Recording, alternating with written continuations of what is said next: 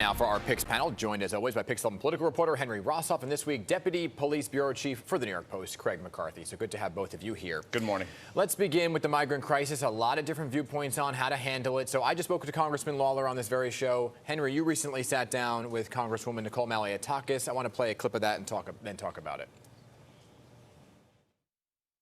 Mayor should just stop it. He should just not accept. And people sleep on the streets? Well, no, right now they're in hotels, right? Yes, but the thing is that quite frankly, if they're not here, legitimate asylum seekers, they should be deported. Henry, what do you make of this?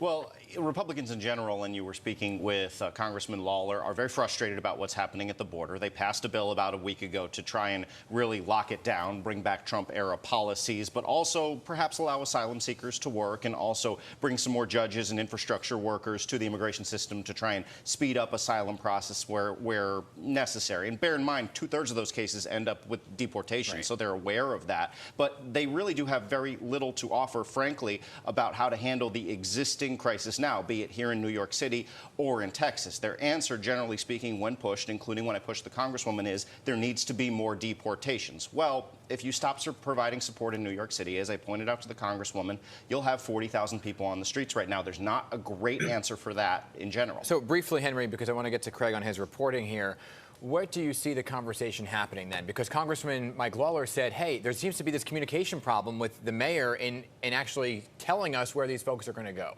Well, I think a lot of that gets cleared up with expedited work permits. I think there's general consensus that that is something that needs to happen. The Biden administration could probably move a little bit quicker on that because both parties, frankly, are trying to push him to do so. That seems to at least be the immediate relief that may be coming. So, Craig, let's switch gears here and talk about some of this exclusive reporting that you had on the NYPD. And that's why we have you here today, writing that the department now has 2 weeks to turn over dozens of data sets and documents to the Civilian Complaint Review Board, right? That's the city's police watchdog tasked with investigating claims of racial bias. If the NYPD doesn't cooperate, the court's going to have to step in here. What exactly do you see the NYPD doing in terms of this? Well, the City Hall already reached out to both sides on this and is scheduled a sit-down between the CCRB and the NYPD. As I said, they have a June 1st deadline to hand over. It's about over 100 documents and data sets.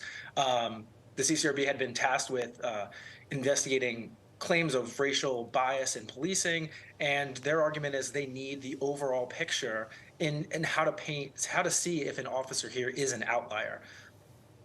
And what's the response? Is the NYPD actually following through and giving over what they need to? I mean, as of yesterday, they said that they're working with them and they're going to sit down. I don't know what the delay has been. CCRB has said that they've denied all the requests previously.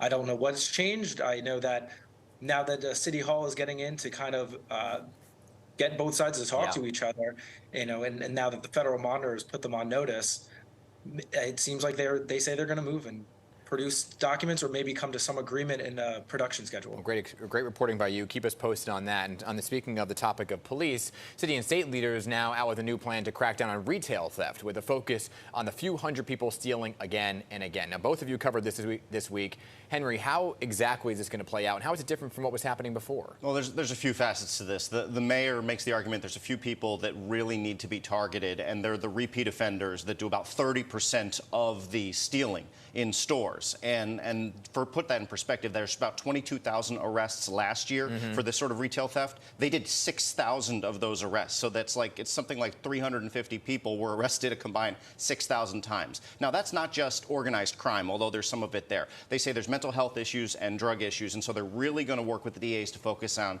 getting those people into some treatment, and that's a big part of the plan.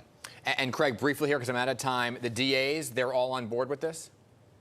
Yeah, they all signed off on the plan. I mean, I think a big part of this as well, too, is they want to elevate pettit larcenies and connect them to make into grand larcenies. But this plan came out this week, and Albany has already decided on a budget. They missed the negotiation. So a big facet of this plan isn't going to take effect, if at all, until next year, if possible. Understood. So to be continued, as always, when we talk about things like this. Henry, Craig, great to have you both here.